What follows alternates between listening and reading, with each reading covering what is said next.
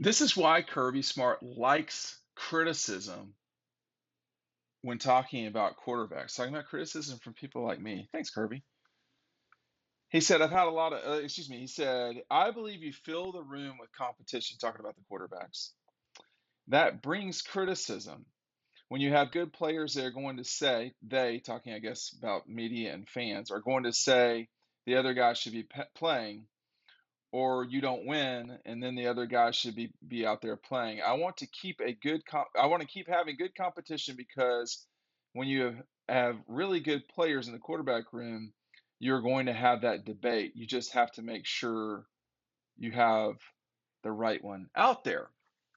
Kirby did have the right one out there this past year. That's why this happened. People, you know, I did think that Georgia would have to have JT Daniels out there. Now, I was not as adamant as a lot of people.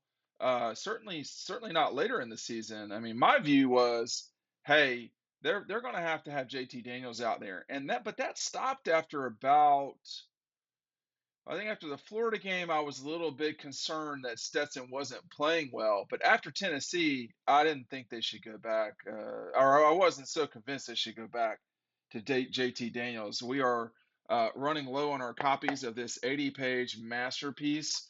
It talks about the competition. We've got shots of JT Daniels in here. We've got plenty of shots of Stetson Bennett, who wound up winning the national championship for the Dogs. Wish I could find one immediately. There he is, giving that ball off to Jordan Davis. Hey, pick this up today so I can get it out to you. Okay. There, let's talk about the quarterbacks at Georgia, because I know, because it's been said to me by people on the staff at Georgia, and when I say staff, I mean assistant coaches, that there was concern that in 2020, now this is not 21, there was concern that they get it right with the quarterbacks, and there was no obvious answer. See, that was the problem, was that Jamie Newman checked out. I don't know what that was about. I don't know. JT Daniels was not healthy to play. And the truth needs to be said, which is that there were folks on the staff that were not completely enthralled with JT Daniels. I do not talk to Todd Monken, but I think it might have been Todd Monken at the time. Um, I think that Carson Beck, they felt like, was too young, and Dwan Mathis was just not getting it the way he needed to in games. Um, and it just turned out that Stetson saved them. But Stetson wasn't working either in 2020. And eventually JT Daniels was, and in a very big way. Let's not forget, JT Daniels never lost a game as a Georgia quarterback, and looked good in the vast majority of those games. The criticism or critique or whatever you want to call it about the 21 season, I'm not sure that's a really fair criticism. But until Stetson Bennett won the national championship, there was always going to be doubt about if he could win the national championship. But what Kirby, I think, is talking about, I suspect, more than anything, is the Jake Fromm, Justin Fields thing. And Jake Fromm got worse as his time at Georgia went on. I rewatched the Georgia game against the Gators yesterday, and Jake Fromm that was one of his best games of the year, and it did, I think, really hurt him, the change at offensive coordinator. There were also not a ton of playmakers on the outside like he had the bulk of his career in 17 and 18. I mean, you think about Mecole Hardman, you know, they had guys everywhere. Nevertheless, the running backs, but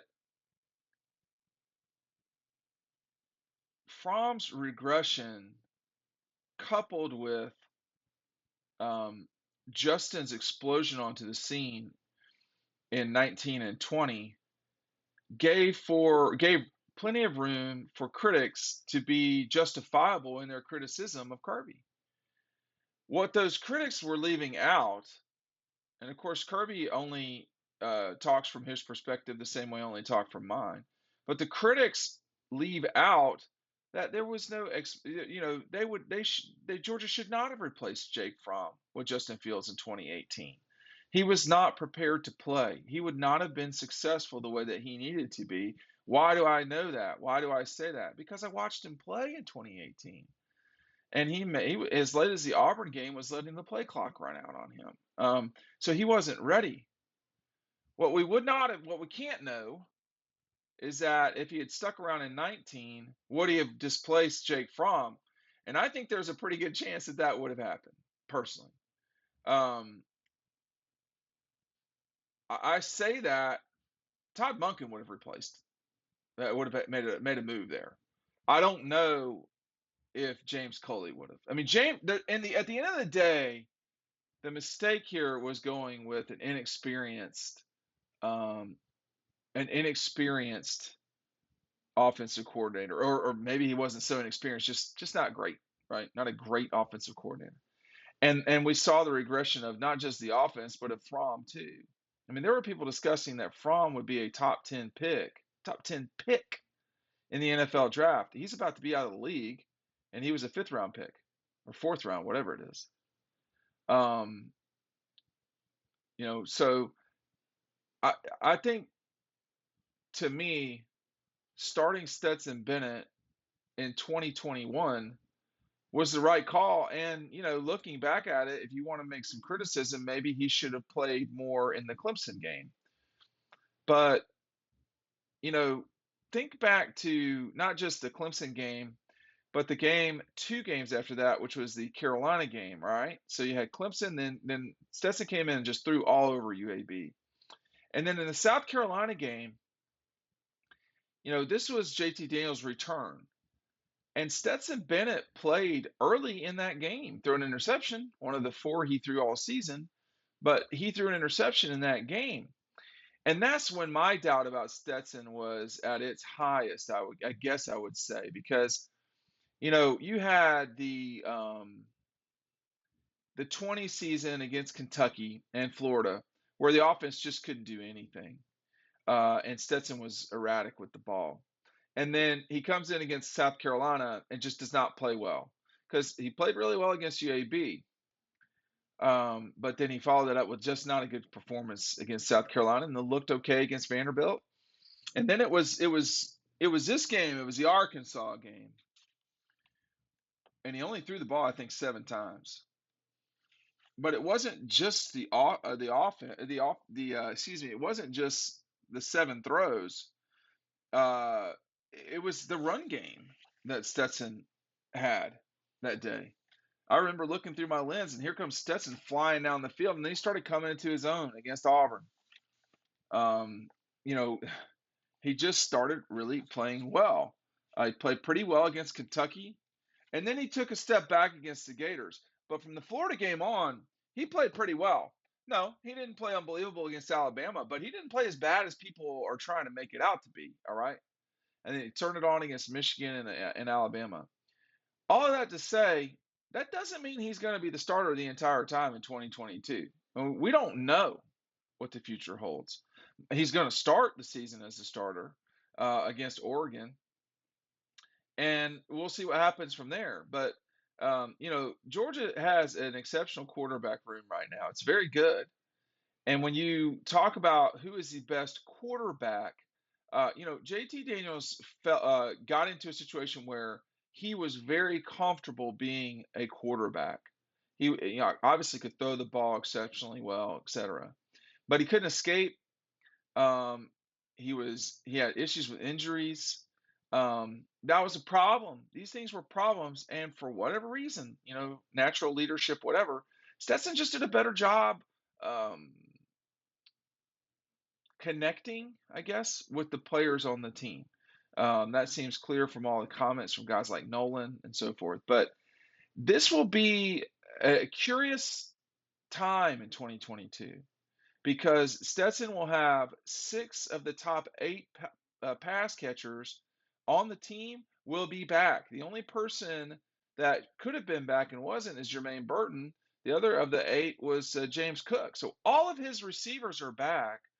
You also add Blaylock. You have Arian Smith, who's finally, I think, going to be healthy. Smith and Rosemary Jackson. There's been a lot of injuries that have occurred to this passing attack of Georgia, and it was still extremely explosive. Go back and look at the statistics. Extremely explosive. So Kirby doesn't mind the criticism, he says, but part of Kirby wants to just get up there and complain about the media. So that's part of what's going on. And like, I get that to some degree because there's some real fools in the media that cover college football. Okay, but at the same time too, it's just saying the media is this, that, and the other, or you guys is his favorite term. That's a little bit disingenuous. I wouldn't call it dangerous, but the media is not always wrong either. I mean, there are reasons to criticize what he did at quarterback from time to time. The truth is, the number one criticism is the hiring of James Coley. That was a mistake, and we saw the ramifications of that, which was the regression of Jake Fromm, and I would argue the transfer of Justin Fields. Both of those things set Georgia back for sure in 2019 and probably 2020 as well. Anyway, you tell me what you think. Make sure you're picking up DAWGSTRUCTION down below.